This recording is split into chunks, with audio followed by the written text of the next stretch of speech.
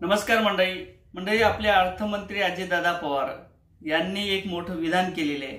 लाडकी बहीण योजना चालू करून ही एक मोठी चूकच केलेली आहे असं अजितदादा पवार यांचं म्हणणं आहे। आता ज्या पद्धतीने या लाडक्या बहिणीच्या खिशातून जे काही त्याचे पती असतील, घरच्या व्यक्ती असतील, कुटुंब प्रमुख असतील, त्यांच्या खिशाला कैची लावण्याचं काम या लाडक्या बहिणीच्या माध्यमातून झालेले आहे।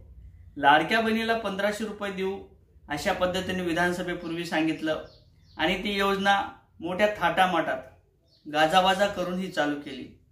विरोधी पक्ष सांगत सुद्धा होतं ही योजना जी काय असेल ती फार काळ चालणार नाही, योजना बंद पडेल आणि जे काही पेन्शनधारक असतील, जे काही नोकरीधारक असतील, शिक्षक वर्ग असेल, जे काही निधी असेल शिक्षणासाठी, जे काही निधी महामंडळाचा असेल, जो काही निधी समाज कल्याणचा असेल आणि जो काही निधी अपंग व्यक्तीचा असेल, हा पूर्णपणे निधी या लाडक्या बहिणीसाठी वापरला जाते।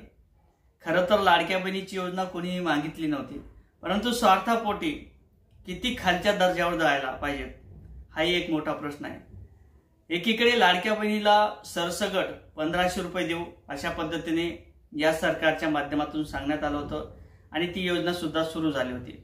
लाडक्या बहिणीने सुद्धा खचाखच त्या ठिकाणी मतदान केलं आणि बहुमताने या सरकारला निवडून दिलं। मग लाडक्या बहिणीच्या ज्या काही नियम असतील, अटी असतील, ही लाडकी बहीण बंद करण्याचा एक मानस या सरकारच्या माध्यमातून सुरू झाला। काहीतरी कारण दाखवले, 4 व्हीलर आहे, 2 व्हीलर आहे, 2.5 लाखापेक्षा जास्त उत्पन्न आहे, पेन्शनधारक असतील, निराधार महिला असतील, या लाडक्या बहिणीचे पैसे आता बंद केले जातात।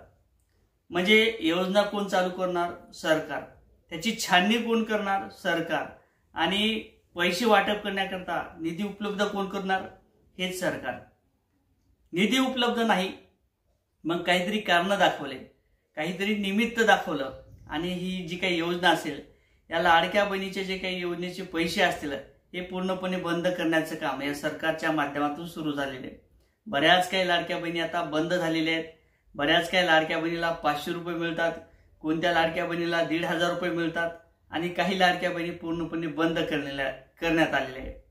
आता खरं तर लाडक्या बहिणीसाठी पैसे कोणी मागितले नव्हते। सरकारला काय मागितलं होतं? सोयाबीनला चांगल्या पद्धतीचा भाव द्या, कापसाला चांगल्या पद्धतीचा भाव द्या, ते दिलं नाही। लाडक्या बहिणीचं सोयाबीन 3000, लाडक्या बहिणीचं कापूस 5000, लाडक्या बहिणीची तूर 7000, लाडक्या बहिणीचं जे काही गहू असतील ते कुठे 3000। मग अशा पद्धतीने लाडक्या बहिणीची फसवणूक केली। लाडक्या बहिणीला एका हाताने 1500 रुपये दिले आणि लाडक्या बहिणीच्या मालकाच्या खिशातून कित्येक तरी निधी लाटण्याचं काम हे सरकारच्या माध्यमातून झालेले आहे। लाडक्या बहिणीला काय माहित पाहिजे? लाडक्या बहिणीला फक्त आता गरज आहे ती कर्जमाफीची।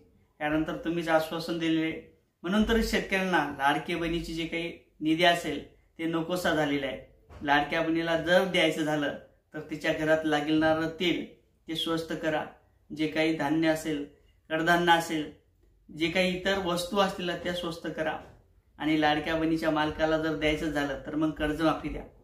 हा एक मोठा निर्णय तुम्ही घेऊ शकता आणि लाडक्या बहिणीला दिलासा देऊ शकता असं मला तरी वाटते। या संदर्भात तुम्हाला काय वाटते कमेंटमध्ये सांगा। व्हिडिओ आवडला तर शेअर करा। जय